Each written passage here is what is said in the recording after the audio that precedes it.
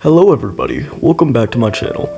Today I'm going to be ranking all of my models and dioramas that I've built worst to best. Please enjoy. At number 24, my least favorite model that I've ever built is Academy's 1:700 scale USS Enterprise. This is a very old model of mine, and it's dusty, and the decals are badly applied, and it overall just looks pretty sloppy.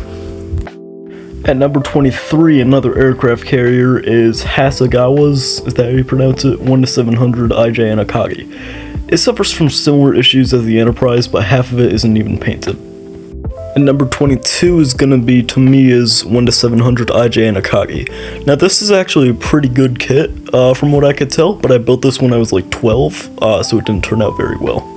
At number 21 is going to be Trumpeter's 1:72 scale Chinook helicopter. This one's alright, it's not very good. I built it recently and I kinda rushed through it, so it's not the best.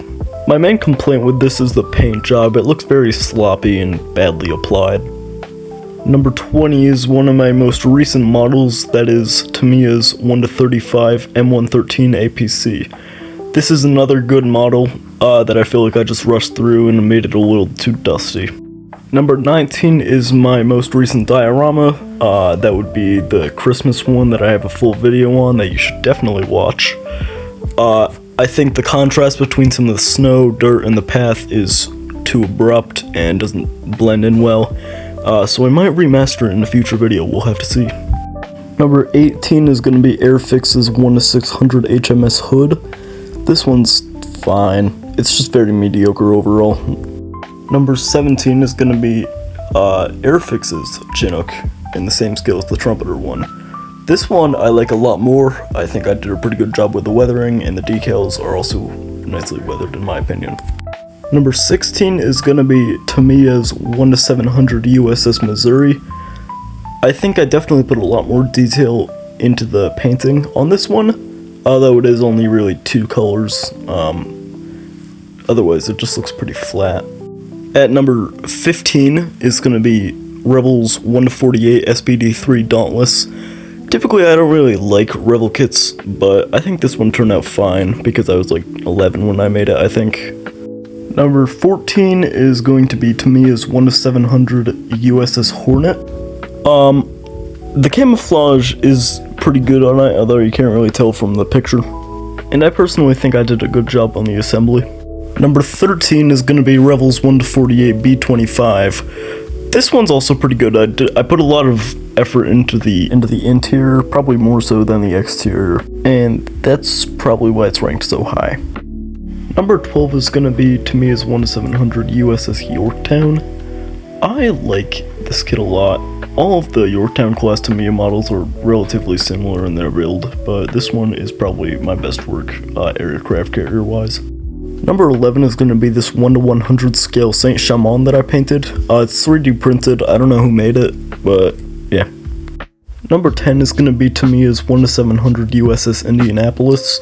This is a heavy cruiser, light cruiser, I don't know. I like it though. I think this was probably one of my first quote-unquote good ships that I made, but a lot of the detail lies on the stuff on the deck.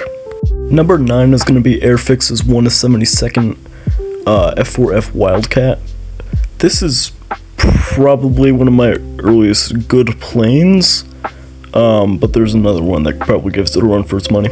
Number 8 is going to be I'm pretty sure it was Trumpeter's 1:700 scale Arleigh Burke class destroyer. This is the first time I used Mr. Mark Weathering Brown, and I think that definitely shows.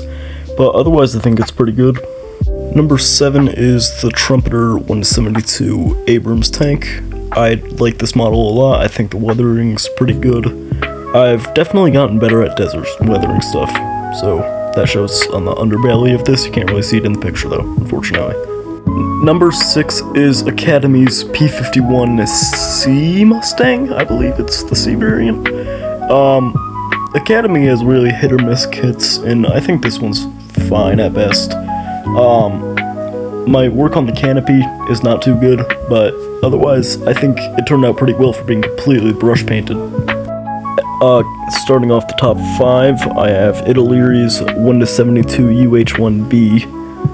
I think the weathering on this one is a bit too big, if that makes sense. The chipping's a lot bigger and rounder than it should be. But otherwise, I like how the decals and the paint turned out overall. At number 4, I have this diorama I made. It features, to me, as 1-48 M4 Sherman tank.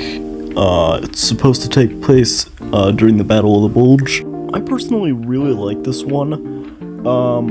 I guess it's just because it's really the first cityscape that I've done.